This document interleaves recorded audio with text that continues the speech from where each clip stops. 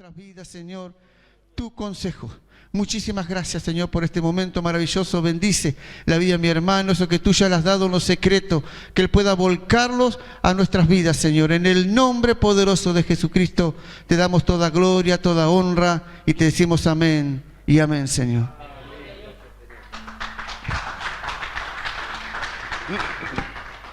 Dios bendiga mucho en esta mañana.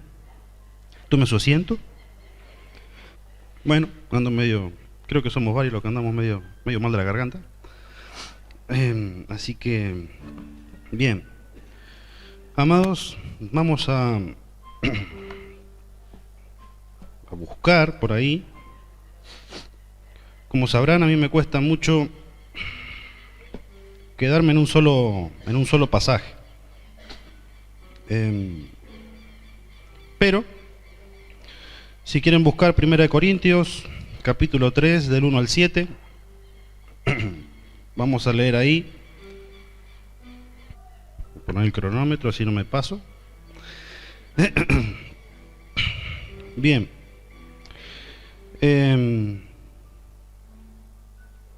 Si ya están, leemos. Dice el 1: de manera que yo, hermanos, no puedo hablaros como a espirituales, sino como a carnales, como a niños en Cristo.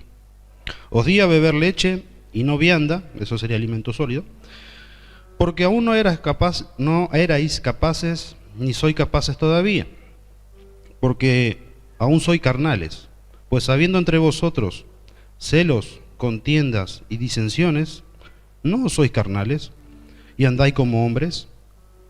Porque diciendo el uno, yo ciertamente soy de Pablo, y el otro, yo soy de Apolos, ¿no soy carnales?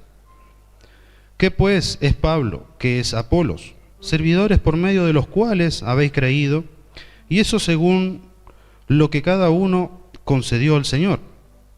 Yo planté, Apolos regó, pero el crecimiento lo ha dado Dios. Así que ni el que planta es algo, ni el que riega, sino Dios que da el crecimiento. Bien, lo que el Señor me ha alcanzado, porque cada domingo comparto mi carga con ustedes también. Cuando me toca, a ver, con los chicos siempre estamos acostumbrados a hacer estudios bíblicos y tener varias, o sea, en la semana siempre con Cintia nos preparamos varios pasajes, ¿no? Varias palabras para compartir con ellos. Pero cuando me toca tener que traer los domingos, después del culto del sábado, hasta las 5 de la mañana estuve hoy. Así que todos los domingos son iguales. Así que si me duermo acá, sepa que es en buena fe. Pero el punto de todo esto, ¿no? Bien, yo les voy a leer sobre 1 Corintios. Dice, ninguna epístola del Nuevo Testamento da una visión más clara de la vida de la iglesia del siglo I que 1 Corintios.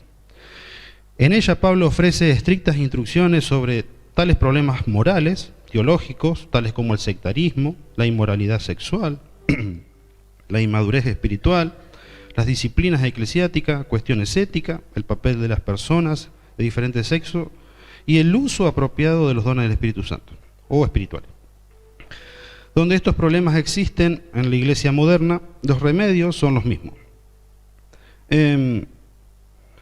Lo que se detalla en 1 Corintios, dice, porque aún soy carnales, pues habiendo entre vosotros celos y contiendas y disensiones, no soy carnales, y andáis como hombres.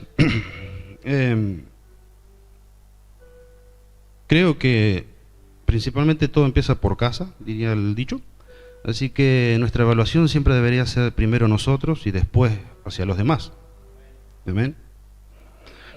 Pero hablando con el Señor, yo quisiera que demos un pequeño paseo, espero que sea pequeño, voy a intentar que sea pequeño, sobre lo que Pablo dice, os di a beber leche. ¿Qué es la leche? La leche eran los fundamentos, la leche era lo simple de alguna manera, que hacía de base, de fundamento para que todo el contenido, el conocimiento, aquello que Dios quería hacer con cada vida para que floreciera, ¿no? Es decir, Vamos a hacer un pequeño paseo medio rápido, lineal, sobre lo que es la gracia de Dios. O más bien, el fundamento de cada doctrina. Mi idea, sinceramente, en su momento era hablar sobre la segunda doctrina, que habla sobre la salvación, la salvación y la inhabilidad o la corrupción del hombre. Pero bueno, Dios me cambió los planes en la madrugada, así que mi idea es que repasemos lo que es la leche, ¿está bien? Los fundamentos. Vamos a mirar medio rápido, así que usted si quiere anote los pasajes, porque yo voy a nombrar varios pasajes. En algunos nos vamos a detener, en otros no, ¿está bien? Pero lo que quisiera compartir, o lo que Dios me alcanzó para compartir con usted, es sobre, muchísimas gracias, la arrogancia del hombre. ¿Bien? Entonces, cuando hablamos de arrogancia, hablamos de una persona arrogante, que es aquella que actúa en determinadas ocasiones, o la mayoría de las veces, como si fuera superior a los demás. ¿Bien? Es importante esto porque recordemos que Jesús dijo que debemos ser mansos y humildes, como Él. ¿Bien? Y la arrogancia es lo contrario. Si usted recuerda lo que compartí anteriormente, que en realidad todo esto se enlaza, si usted se pone a pensar, cuando hablamos lo primero sobre la distorsión de la palabra, que hablamos sobre Génesis 3, es en la caída que el hombre es corrompido, es a partir de ahí que él ve todo distorsionado, que todo lo ve desde otro punto que no es el que lo ve Dios. ¿Está bien? Y bien, entonces el pecado en sí mismo, según 1 Juan 3:4, dice: todo aquel que comete pecado infringe también la ley, pues el pecado es infracción a la ley. Bien, así que teniendo en cuenta eso, yo quisiera que hablemos del tema doctrina. R.C. Sproul, un teólogo y pastor que murió no hace mucho, dice que la doctrina divide, pero también unifica. La doctrina conecta los corazones del pueblo de Dios para celebrar la verdad de Dios.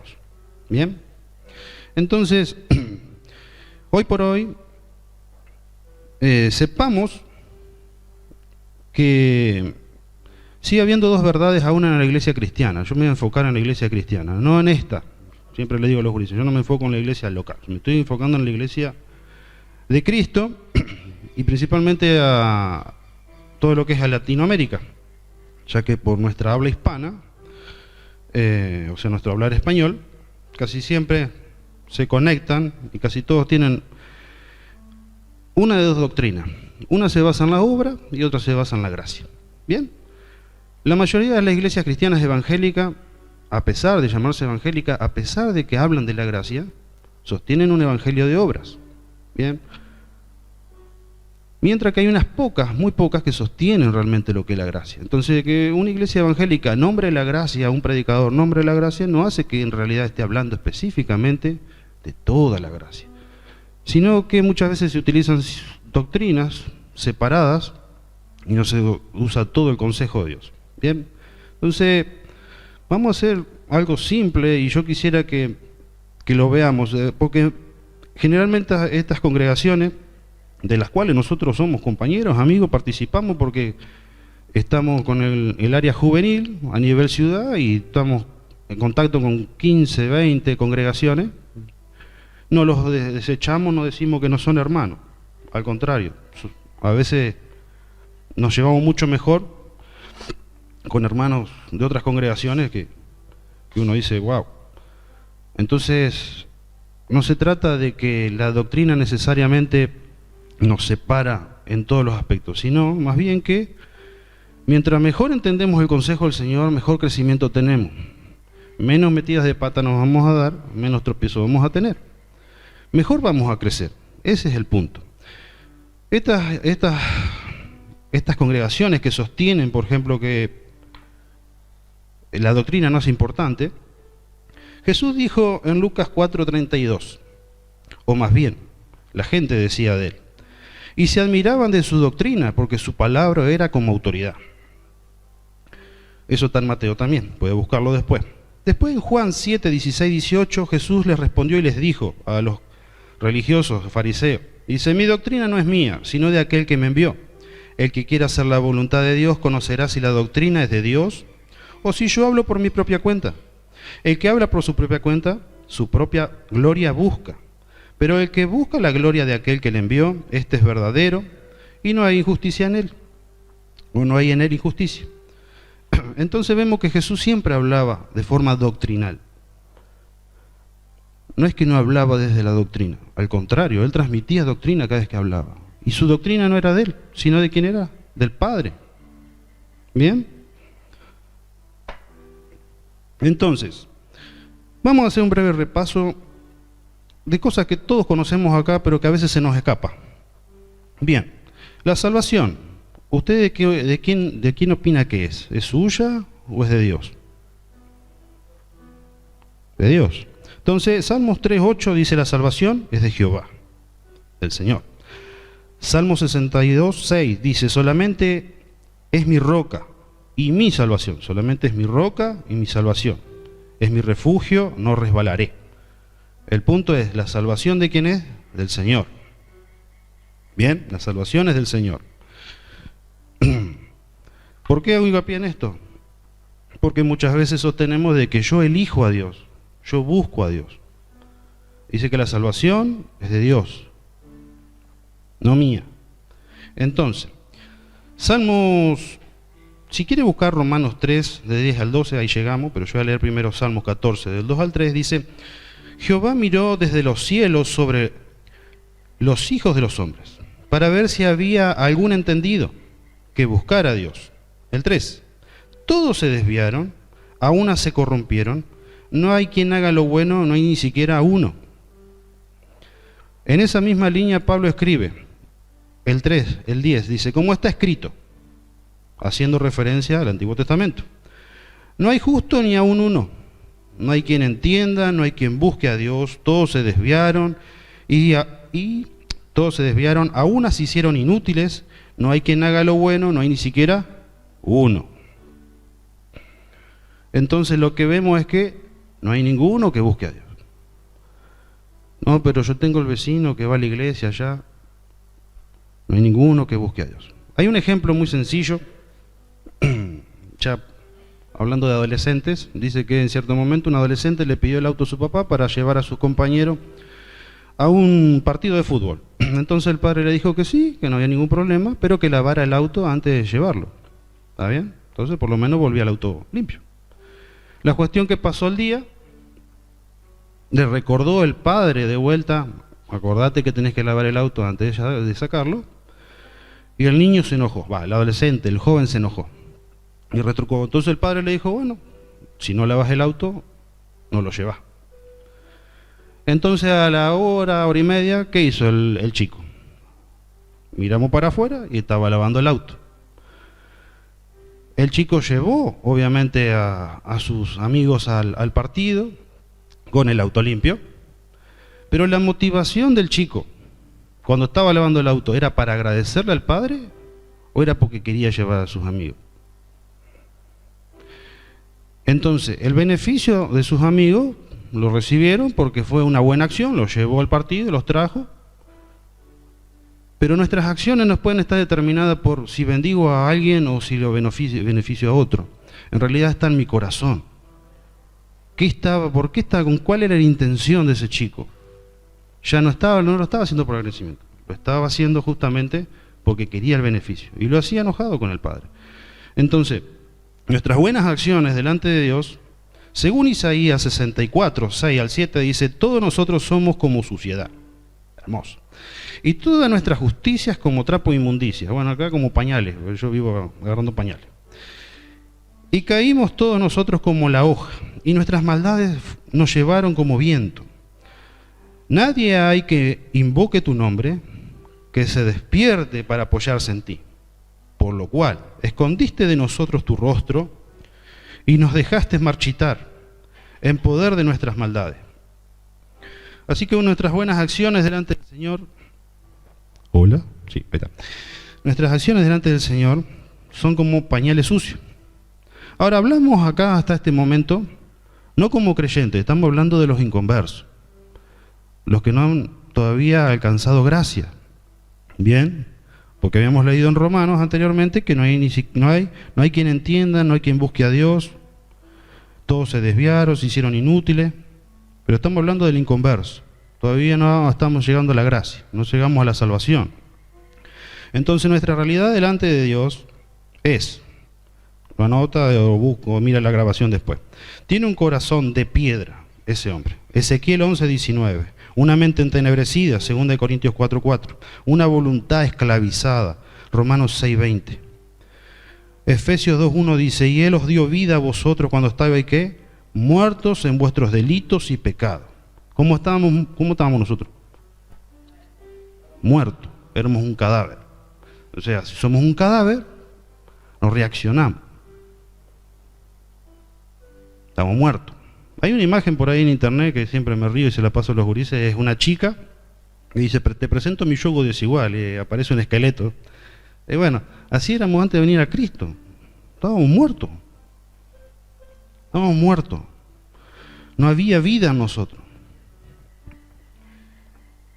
Bien, entonces,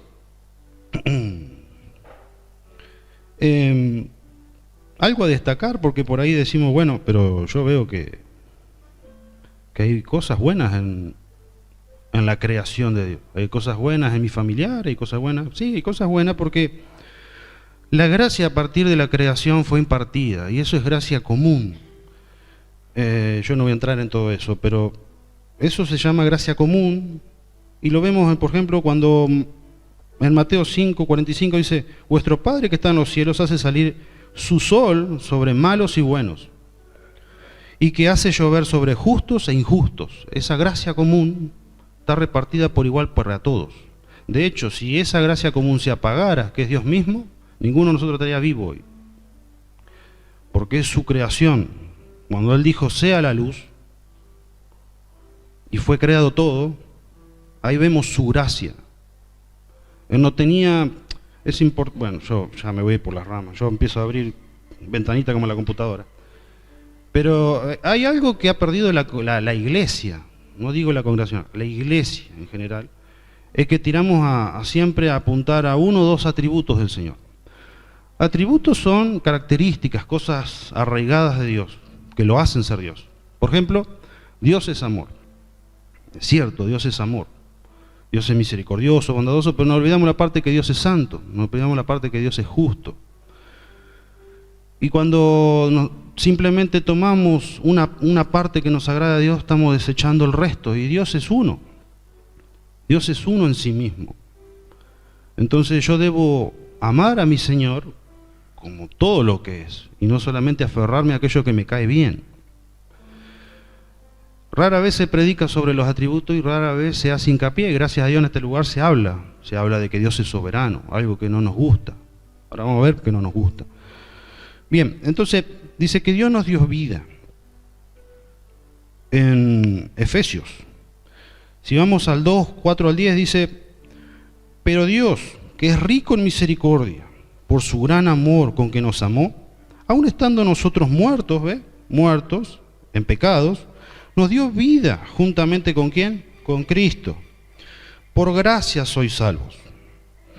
Y juntamente con Él nos resucitó, asimismo nos hizo sentar en lugares celestiales con Cristo Jesús, para mostrar en los siglos venideros las abundantes riquezas de su gracia en su bondad, para con nosotros. ¿En quién?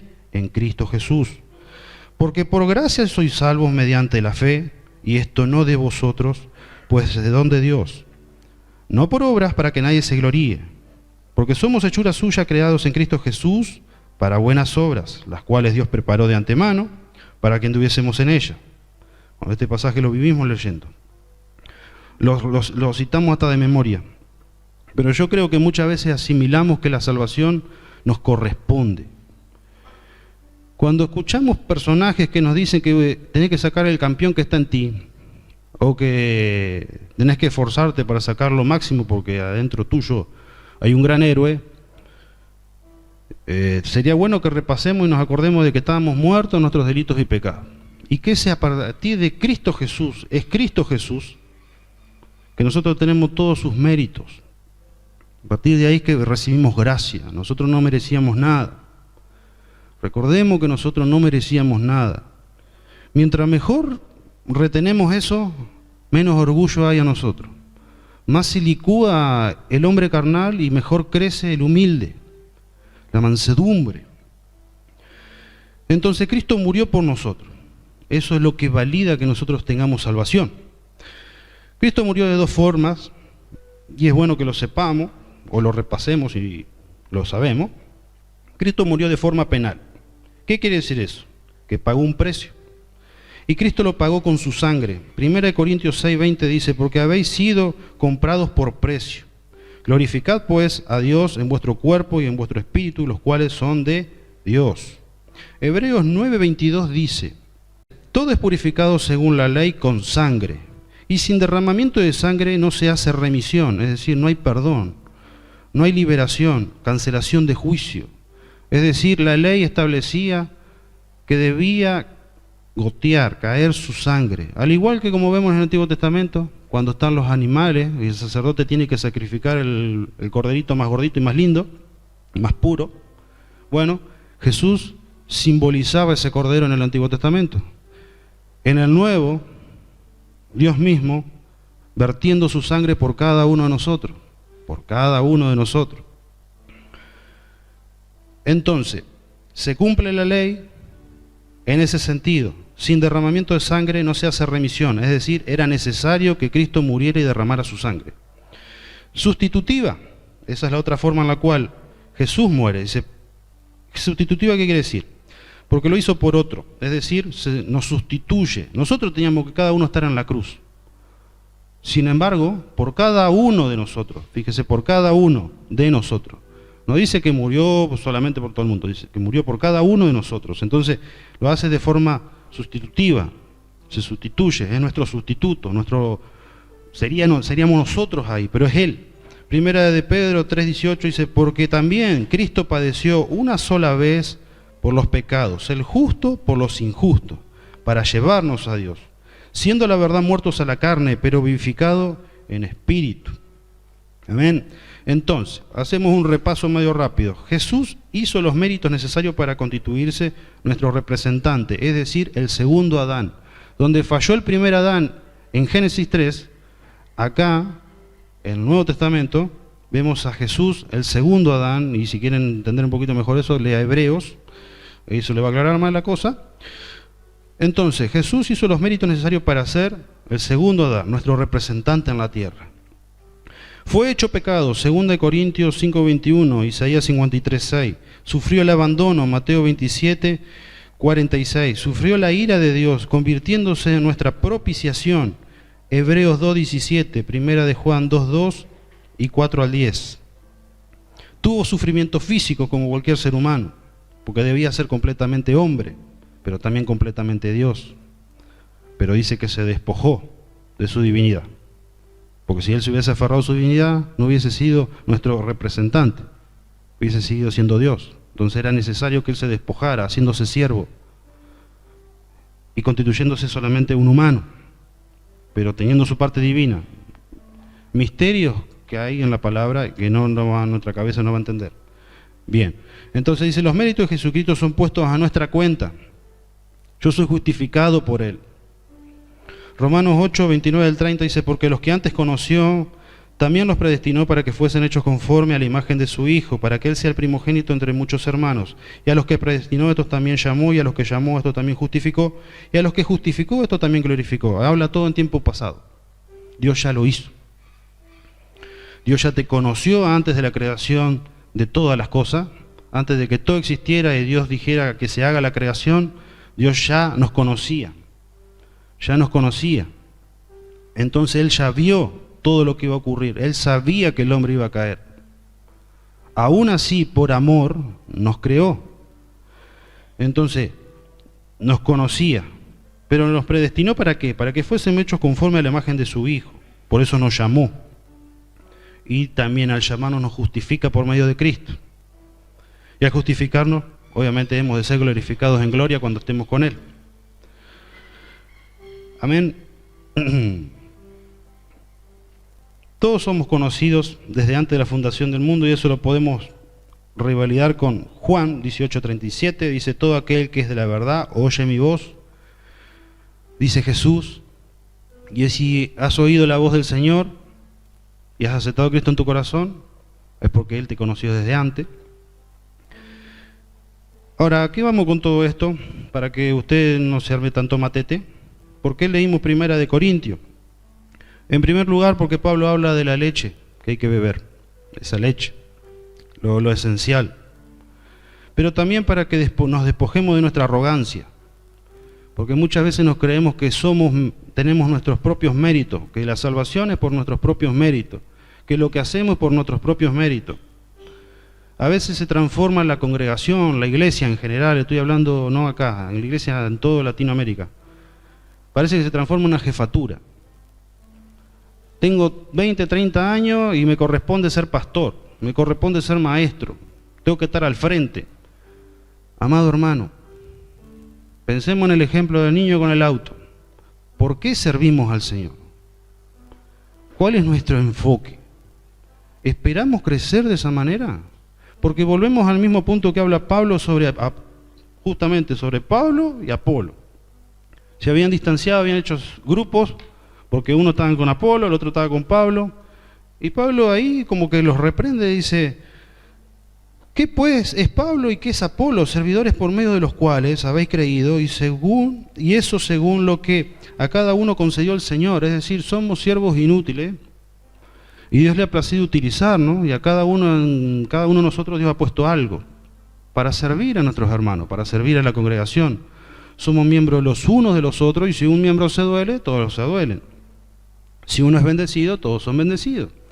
Entonces, el foco está acá en que dejemos de tener ese pensamiento sectario de que yo debo ser el mejor, debo ser el héroe, porque esos pensamientos circulan en las iglesias, hermano, circulan en las iglesias.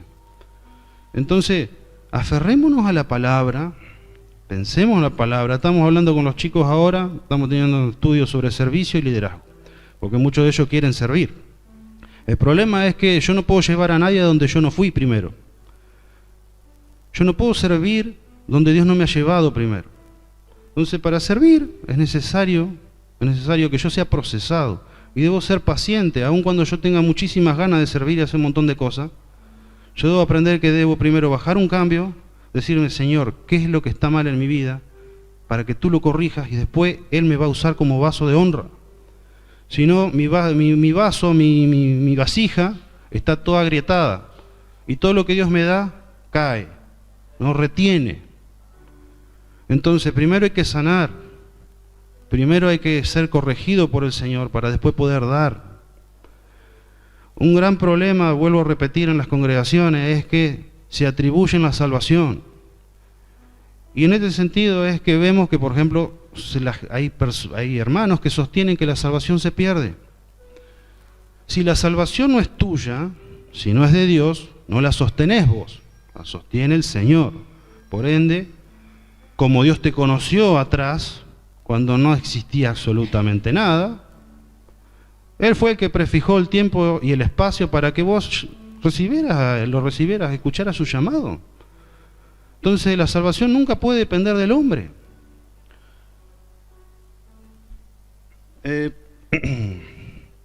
Entonces, en ese sentido es que Jesús dice, Juan 10, 27 al 29, mis ovejas oyen mi voz y yo las conozco y me siguen y les doy vida eterna. Y no perecerán jamás y nadie las arrebatará de mi mano. Mi Padre que me las dio mayor es que todos y nadie las puede arrebatar de la mano de mi Padre. Es decir, estamos en las manos del Padre si es que hemos aceptado a Cristo en nuestro corazón, si es que hemos recibido genuinamente la salvación. ¿Quién nos va a sacar de la mano del Padre?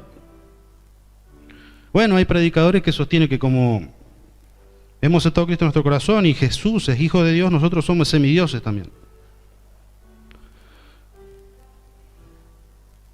Somos semidioses.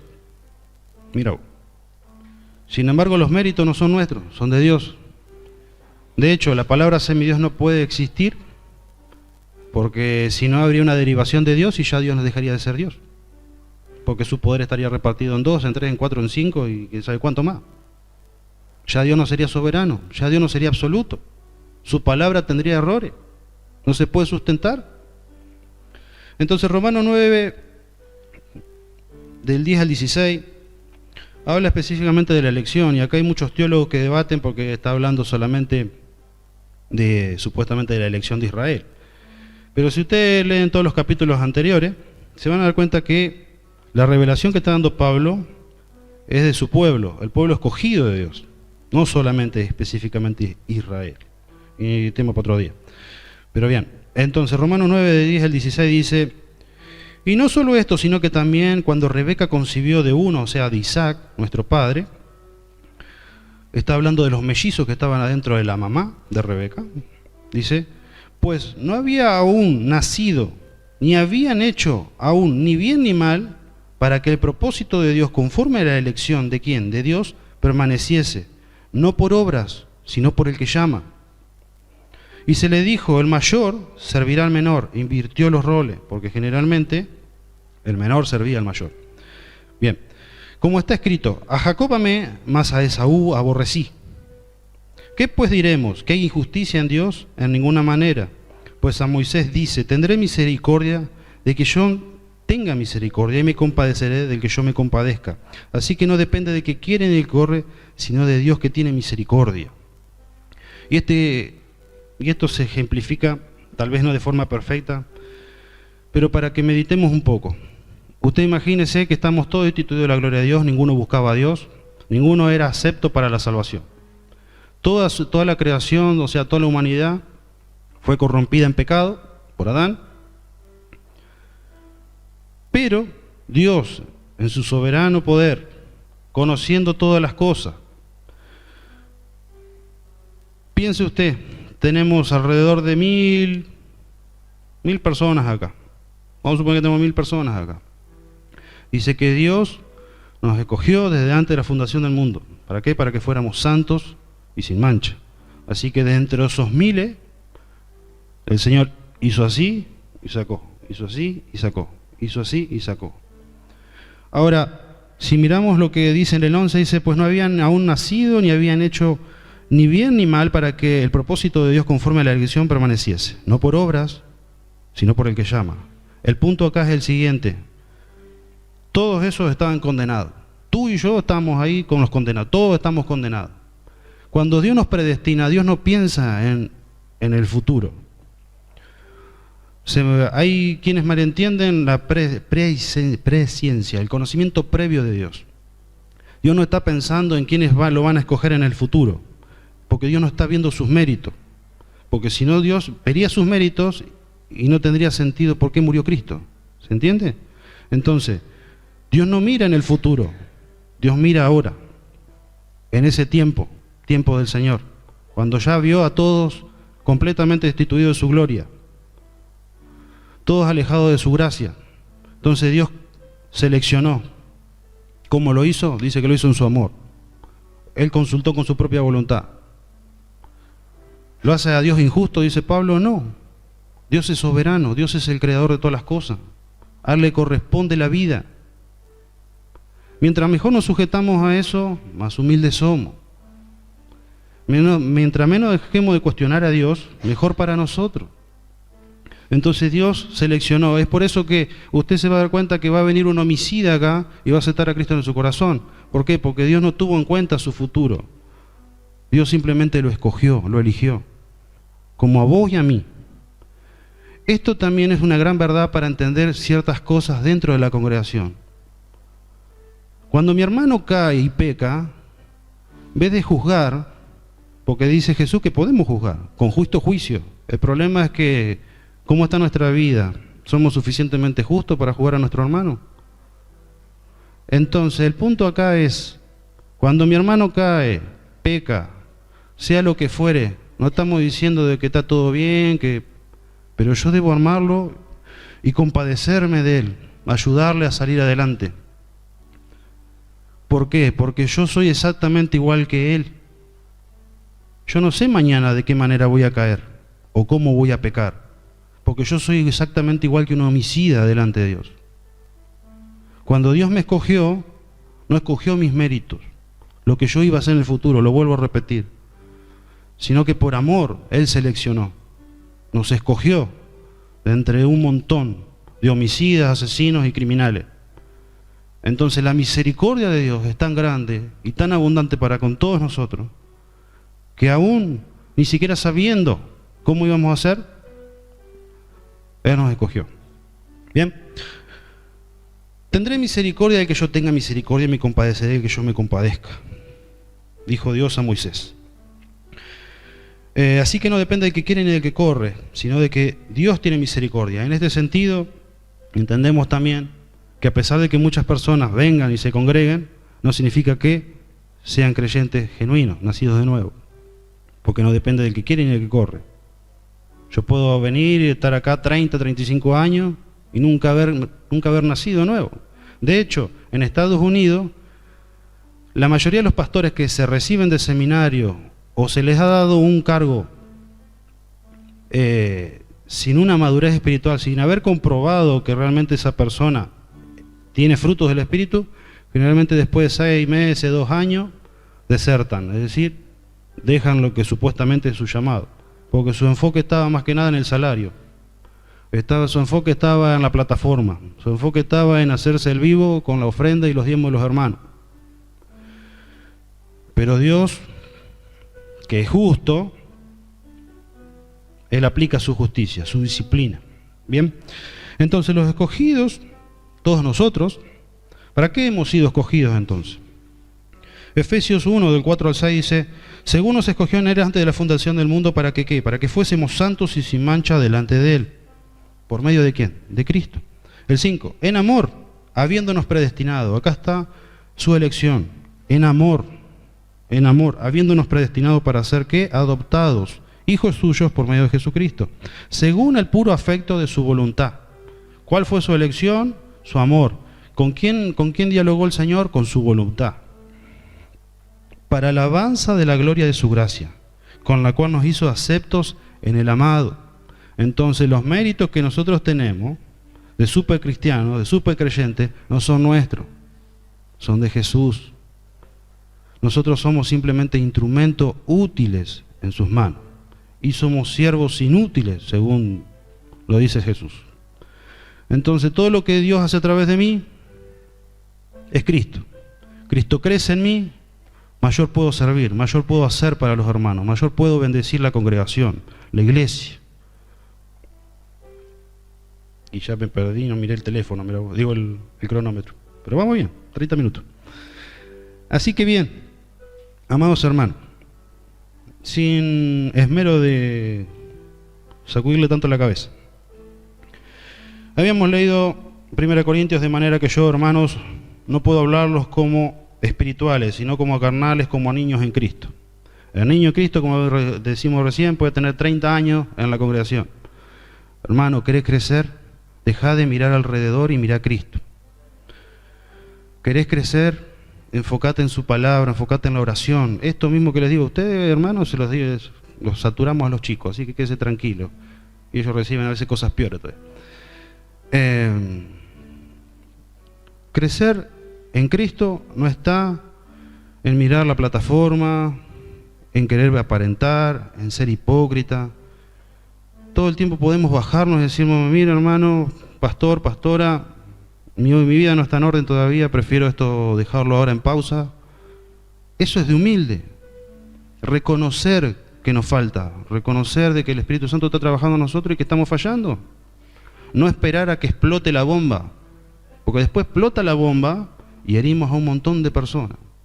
Y lo que fue bendición se transforma en desastre para otro. El gran consejo sería ese. El gran consejo es que nos miremos hacia atrás, no el ahora, miremos hacia atrás, y que todos nosotros, ninguno de nosotros merecíamos salvación. La salvación, vuelvo a repetir, depende del Señor, no de nosotros. Entonces la salvación no la vamos a perder si es que hemos fallado. Pero nuestra vida debe ordenarse.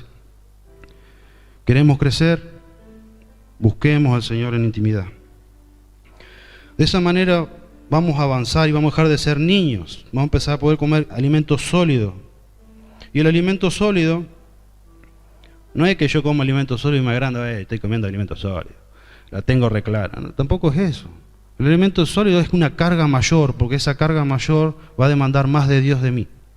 Y yo voy a tener que servir más y voy a tener que estar mucho más predispuesto para lo que Dios quiere y para lo que necesita la congregación. Entonces tampoco es para mí. Bueno, quisiera dejarlo acá porque si no voy a hablar demasiado al cohete. El 3 dice, pues, habiendo entre vosotros celos y contiendas y disensiones, no sois carnales y andáis como hombres. Análisis para casa. Vayamos a nuestra casa, analicemos nuestra vida. Todo comienza por mí. Habíamos leído anteriormente que el pecado mora en mí. Pablo decía, a pesar de ser Pablo, lo que hago no lo entiendo, porque no hago lo que quiero, sino lo que aborrezco eso hago, haciendo referencia al pecado que mora en él. Muchas veces queremos hacer el bien y terminamos haciendo el mal. Entonces, en lo personal, queremos ver la transformación de la iglesia, queremos que la iglesia crezca, que avance, que hayan más actividades para que otros hermanos se puedan sumar. Yo me quiero sumar. En vez de intentar patearle el banco al hermano que está sirviendo, para sacarle el banco y servir él en el lugar, mejor pensemos qué Dios quiere de mi vida, qué querés de mí, Señor. Entonces, cuando comenzamos a corregirnos uno por uno, cada miembro se comienza a corregir, la congregación comienza a avanzar, las áreas se empiezan a abrir. Si no, no se van a abrir las áreas. Hace 11 años comenzamos con preadolescentes. Recién hoy podemos abrir ciertas áreas dentro de la parte juvenil, cuando lo queríamos hacer hace 11 años atrás. No se podía. Había que esperar el proceso del Señor, había que esperar que Dios trajera las almas necesarias, había que esperar que los chicos crecieran en alguna parte de su vida. Entonces, lo mismo que sucede ahí, sucede en toda la congregación. Hermano, actuemos como maduros, o por lo menos como hijos de Dios, agradecidos con Él, y aferrémonos a su palabra. Dejemos de mirar la plataforma, dejemos de mirar el micrófono. Miremos su palabra nos va a llevar a donde sea necesario que estemos. El resto viene solo, es decir, viene por el Señor, perdón. Entonces, yo planté, Apolo regó, pero el crecimiento lo ha dado Dios. Así que ni el que planta es algo, ni el que riega, sino que Dios es el que da el crecimiento.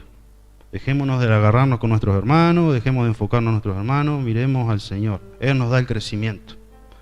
Dejemos que cada uno sirva a donde Dios lo ha llamado. Y pidamos que el Señor nos ilumine para que podamos servirle donde Él realmente desea que estemos. Amén. Hasta acá, no los embarullo más y terminamos con 41 minutos. Así que andamos bien. ¿Oramos? Señor, queremos agradecerte, Padre, por este día, por estar en tu casa. Señor, te rogamos, Dios mío, que seas tú avivando el fuego de tu Espíritu en nuestras vidas. Seas tú, Señor amado, que tu palabra echando raíces sobre nosotros, Señor, y que podamos crecer, que podamos dejar la leche para tomar ese alimento sólido que tú nos quieres dar, para que como congregación, Señor, podamos crecer, podamos avanzar, podamos ir más allá de donde tú quieres llevarnos, Señor, y que en lo personal podamos ser el ejemplo que tú deseas, ese testimonio vivo, que podamos ser testimonio en nuestro hogar, en nuestra familia, que podamos ser testimonio en nuestra casa, que podamos ser testimonio en el barrio, en la escuela, en el trabajo, donde sea que estemos, que podamos ser el testimonio vivo que tú deseas para transmitir tu palabra. Ayúdanos, Señor amado, a poder comprender más de ti, a buscar de tu presencia y aferrarnos, Señor, a lo que tú realmente deseas, que es tu palabra, Señor. Ayúdanos, Señor, en tu Espíritu Santo, a modificar, a corregir, a sanar todo aquello que está mal en nosotros, Señor. Y tú estés bendiciendo este día, Señor, en el nombre de Jesús. Amén. Amén, gracias, Señor.